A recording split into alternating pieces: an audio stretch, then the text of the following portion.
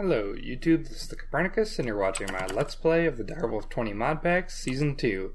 So last episode we pretty much finalized our blood magic mob spawner, but I want to do some kind of upgrades, kind of finishing touches. I kept trying to find a way to prevent the cursed earth spreading to the dirt on the hopper hawk, and I couldn't find a really great way, so I just kind of replaced them with stone bricks, which, you know, we lose a whole, 8 squares of cursed earth, but I don't think that's a huge deal. Because what I'm going to do now is going to be a huge upgrade for us. What I've got here is a diamond dolly with a witch spawner on it. You just make that simply by taking a dolly and equipping 3 diamonds to it. I can't remember how many uses it has. I think it has like 6 uses before it breaks or something like that. So it doesn't last forever, but it's pretty cheap compared to other methods. And I'm going to be placing 4 witch spawners in each one of these little depressions here.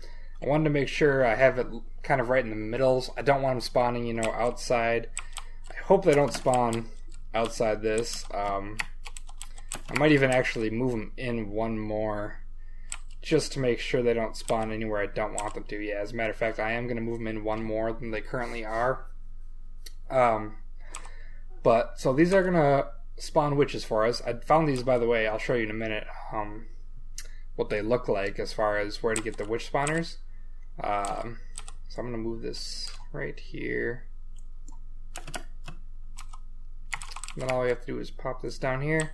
And the cool thing about witches in relation to this kind of a setup here with the Well of Suffering is that they heal. Usually they heal themselves faster than the Well of Suffering takes life from them. So as long as these spawners keep witches in here, we'll always have mobs no matter what. So that's a pretty good setup there. The reason I want them on the cursed earth and not just on stone bricks is that the cursed earth actually supercharges the spawner when you place them on it. So I hope they don't spawn right off the bat. I don't think they will. Good. I was a little bit worried about that.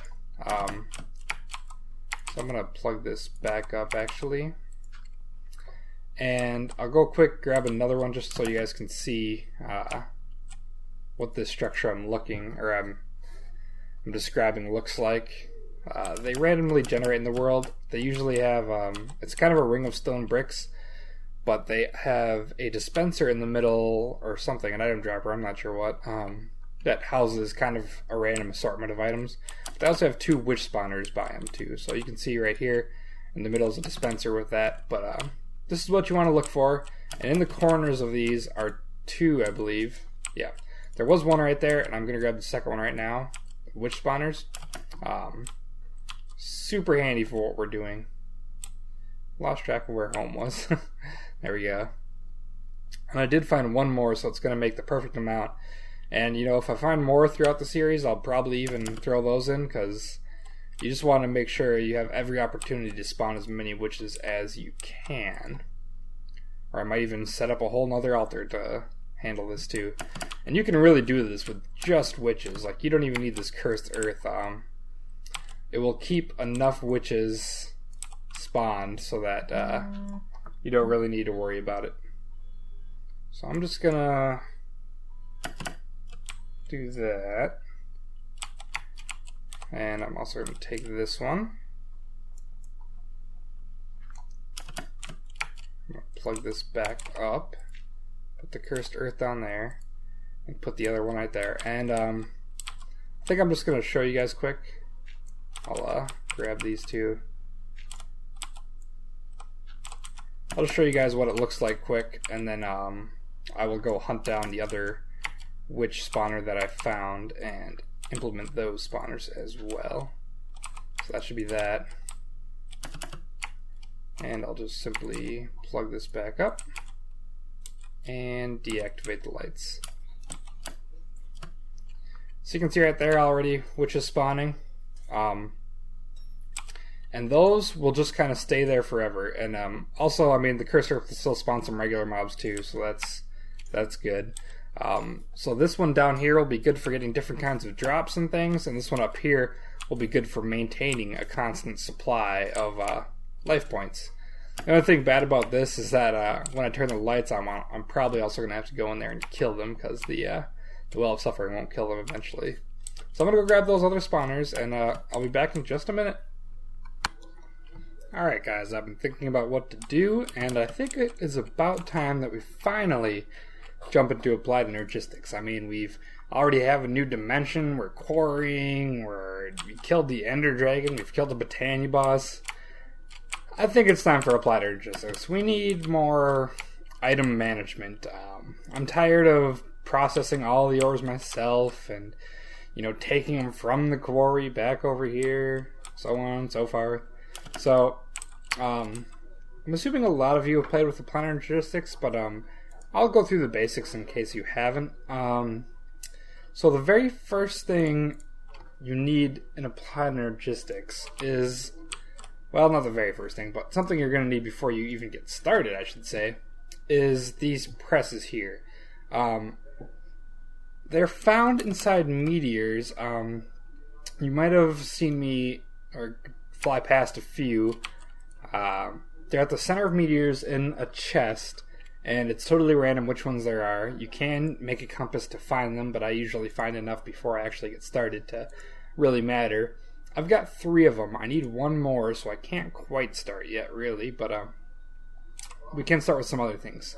Another thing that you're going to want to have set up if you're going to start applied energistics is a system for growing crystals, pretty much. And to do that, we need a few things. Applied energistics kind of uses its own sort of energy, I guess, if you want to call it.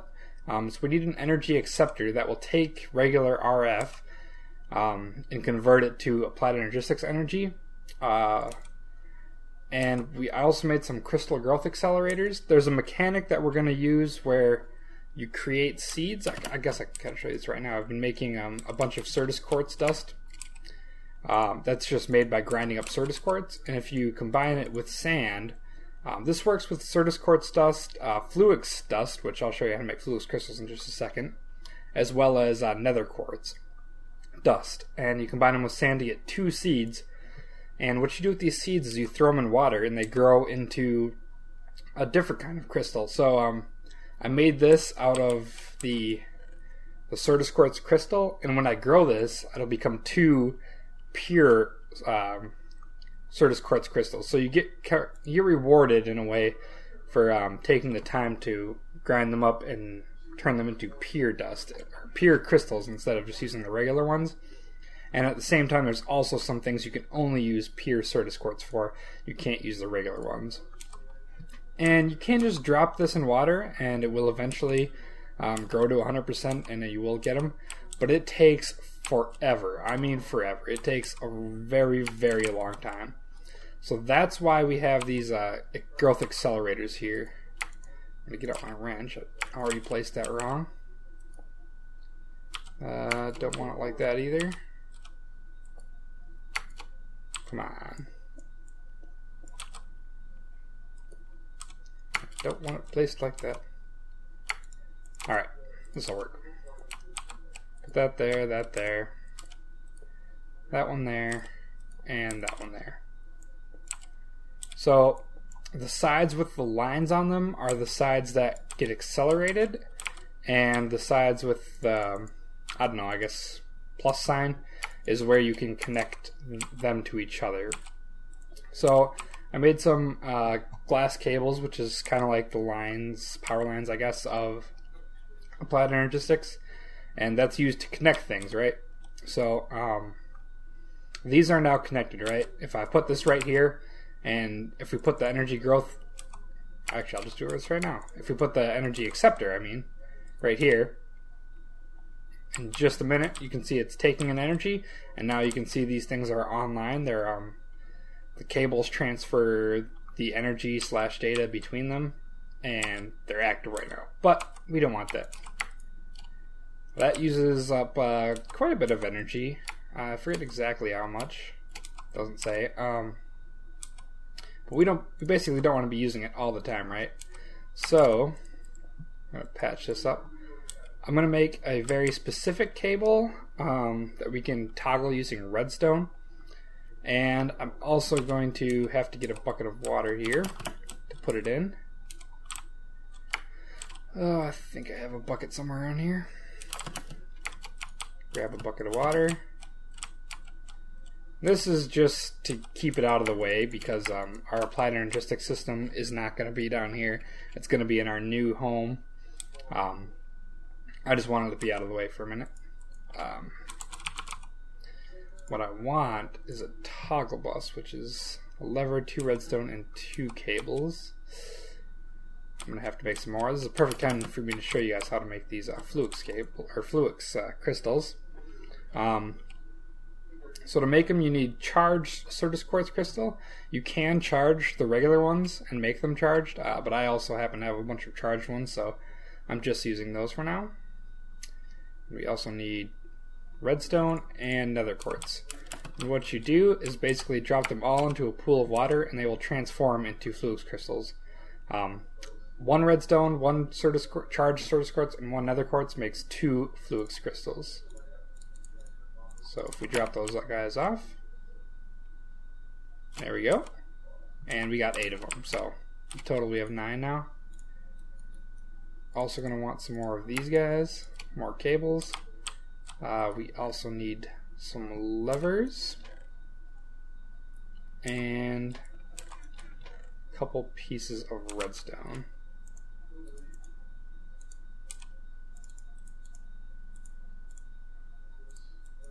There we go. Got our toggle bus. This is just going to let us control when this thing is active and when it's not a bit easier. I'm actually going to put energy acceptor right there. I'm going to put the toggle bus right there and then the cable right there. So now I should have kept that lever.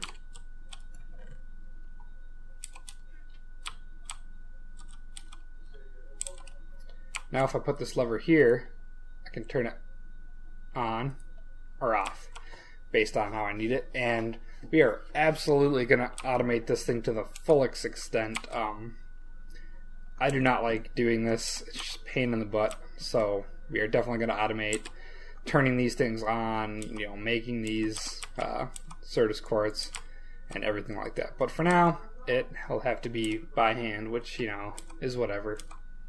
So I'm going to let that cook up. I'm actually going to not do that. I'm going to make a bunch more. You can see it's already at 4% there. I'm just going to make a bunch to start off with because you can just throw as many as you want in there and it will affect all of them at once. So I'll just probably make a handful of pure Certus quartz as well as the pure Fluix crystals. And I'm going to go on a hunt for a meteor. And if I find my last... my last press here, I will show you guys so you guys can see what a meteor looks like. So I'll be back in just a minute. So after, I don't know, 4 or 5 meteors, I finally found the one I was looking for here. So you can see they kind of like make an impact on the ground. This one's kind of weird because it's on a cliff. But they're very easily noticeable. They usually have pretty wide effect range. And all you have to do is have a pretty strong pick. I think you need like diamond to break this stuff. Yep, the harvest level is obsidian, so the least you need is diamond. And you just dig to the middle, you find this skystone chest, and there's usually a couple of presses with possibly some other nuggets and goodies in there, so I'm just going to drop this stuff off that I've happened to pick up along the way. You're also going to want to grab some of this skystone. You don't need a whole lot of it, but you're going to want a decent amount. I don't know, like just get like a handful, like a half stack or so. Ooh, what do we have here? This is a flower biome? Holy cow. Wow. I'm going to mark this in case I ever need dye for anything. Flowers. Perfect. Well, that's cool. You don't find these too often. I also found an origin biome, which looks pretty cool, and I'll try to swing by and show you guys. But yeah, I'm just going to get a little bit more of this skystone here, and I will... Actually, I don't even need to come back because we have a cool new tool. The portal gun should help us with that. Let's see if I can grab a little bit more of this.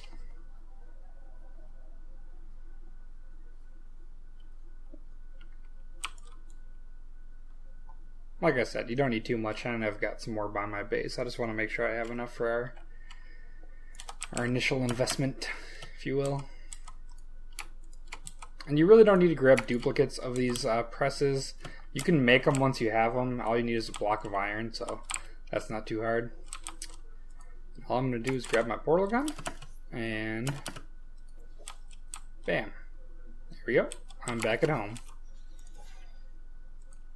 Man, I love that thing. So, like I said, I'm going to keep making them. I haven't made any of the pure crystals yet, so I'm going to do that quick, and I'll come back when we're ready to do our next step. Alright guys, so we are at the next stage in our AE, or Applied Energistics development here. And so far I've made an ME drive. What this does is hold these storage cells, and these storage cells hold items as basically data. There's different sizes if you look here. They range from 1K, 4K, 16K to 64K. All of them can only hold 63 types of items a piece. The only difference is that the larger ones, those can hold more items of those types. So, you know, you'd probably want to use a lot of 1Ks if you had a bunch of things like things that don't stack, like weapons and armor, and I don't know, machines and, you know, horse armor or whatever. Just things that don't stack and, you know, that take up a lot of space. Basically, the more space it takes up in an inventory, the more you'd want to use 1Ks, except for when you have mass quantities. So you'd want to use a 64K in the case of, you know, having, you'd want like cobblestone, stone, kind of anything that you want to put in a barrel, maybe even, you know, ingots and stuff. That's what you'd want to put in a 64K. And then there's kind of, you know, the in-between things. So I usually start with a few 4Ks like I have here. I've got 4Ks, and this terminal here lets me access it. So if I threw something in there, say like a glass cable, that became data and got stored in one of these. So you see it took up 33 bytes, and it's now using one of 63 types. If I put this illuminated panel in here, we have 65 bytes and we have two different types. But if I throw another illuminated panel in there, now we have 65 bytes and still only two types used, because there's only two types of items in there. So you can kind of play with that and determine what size of storage cells you need. Eventually we'll be getting to some more advanced features, probably either this episode or next episode actually. You can edit cells to have specific, to tell them specifically what you want them to store. So I might craft one 64K, even though it's a lot of work. I might craft a 64K cell and tell it to hold, you know, all of my ores, all of my ingots, all of my dusts, kind of something like that, so that no matter how many of those we get, we won't have to constantly be making new storage cells for those. As far as like things like cobble, dirt, sand, as far as that stuff goes, I think I'll probably just void it after I get so many. I don't think I need to, you know, keep thousands and thousands of that on hand, or maybe I will, I'm not too sure. But anyways, I'm not going to take all that stuff by hand and put it in here. Instead, what I've made is an import bus. That takes items from an inventory and imports them into the system. So it'll take whatever chest I put here and suck all the items up inside of here, and pretty much make it easier for me to transfer them, because all I have to do is take out these storage cells and bring them across, instead of trying to bring all the different chests and stuff, even though that in itself isn't terribly too much work. I've also crafted some acceleration cards. That just makes the operation happen that much faster. So I'll give you guys an example of what I'm going to be doing for the next little bit here. So say this chest, it's got a bunch of junk in it, right? I'm just going to take it, plop it down right there, and you can see stuff starts appearing in here. So we've almost got that whole chest in, and there we go. That whole chest is now in here. it looks like that took about half of a 4K storage cell, so unfortunately that took up quite a bit, but you know, I might have to craft a few more here. I just want to see, kind of get an idea of how much I needed. And I'm just going to do everything, you know. I think at this point we have enough resources that I can just make, you know, as much as I need. You can see here I've already used all 63 of that type, so that storage cell is already full. Again, unfortunate, but you know, this is kind of a real world scenario if I dump everything inside of my system. That went pretty quickly. I took another 31 types. Eesh. I'm most definitely going to have to make more. And it looks like I should maybe be using 1Ks. No, 4Ks is probably the way to go. You can just kind of tell by how much you're storing in there of each item. What else? We'll take that guy.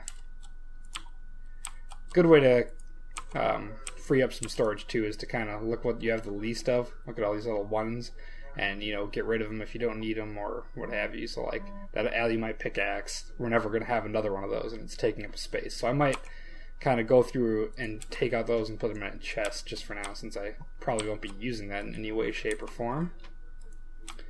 Take some of these ores.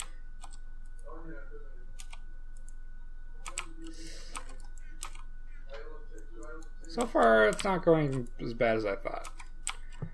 Looks like 4 was kind of right on the nose. This one will probably take up quite a bit. Yeah. So that took up quite a few different types. I guess we might as well do this guy too. This one I'm not so sure about, because this is kind of the stuff I'd want to put in like a 64K cell, but whatever. There's ways of rearranging it later. It looks like we've hit our max there. I'm going to go down here now and try to take off some of this one stuff, and then I'm going to make a few more 4Ks, I think. Maybe, I don't know, maybe just fill this thing up with 4Ks, and we'll probably wind up moving this over to the other dimension, and maybe through the next episode or two, wind up moving all this stuff over. Besides maybe the farm, we might keep that here, but we'll have to move the machines over and, you know, get them out of this ugly mess of wires. But yeah, I'll be back in just a minute when I've upgraded my AE system a bit. Alright guys, so I finally got all the stuff moved over. It was quite a long experience, but as you can see, I expanded out this way for our kind of automation / applied energistics section of the build. Again, this is kind of a placeholder. I just need some floor space to work on, but I kind of hit everything downstairs that was going to be automated in the future. So over here we have our power production still, which kind of is getting a little bit dated, only running on 2 magmatic dynamos. Might upgrade that eventually. Got our redstone energy cell in the corner. I might upgrade that as well, I think. Kind of made this nice little compact box that pumps cobblestone into our cobble compressor, as well as generates the stone for our blood magic uses. What else? I've got this energy line going across all of our machines, and I've left a space here for an Ender IO machine I still haven't made. Simplified our smelting process, so it goes from this chest into here, outputs into here, which I probably could just go straight into here to here, but oh well. Gets taken out the back, pumped into this one, gets sucked down to the alloy smelter, and finally out into the gold chest, which I'm probably going to replace with a ender chest pretty soon, and we'll have that automatically go into the applied energistics, which will just have a power cable running up here, and I'll put the toggle bus down here just so I can turn it off if I'm going to be kind of away from the applied energistics system for a while. There's no need to really drain that energy when we don't need to. I think the next step of this whole getting into applied energistics things is going to be automation, and that there's a few ways you can do it. You can do it with just like item conduits and item ducts and things, but It gets a little weird sometimes just because of all the steps and all the different sides of the inscribers you have to be pipe into. You have to like pretty much use every side of the inscriber for some of the processes. So I think I'm just going to stick with good old Steve's Factory Manager for this part. It just makes it so much more cleaner, and you can access every side of the block that you'd ever want to, and get really down and dirty with the details of how you want to craft things. So I think I'm going to make a few more inscribers. I'm probably going to have an inscriber for every different one of the presses that you can have, as well as one to make the final circuits, I guess they're called. So I'm probably going to make those. I'll set up a power line for those, probably down here, maybe right across this back edge here is where I'll have my Platinum Logistics auto crafting, as well as, I don't know if I'll get into that this episode, but we're also going to need to auto craft the pure Certus quartz, pure nether quartz, and Fluix crystals, as well as pure Fluix crystals. So that's going to be a process too.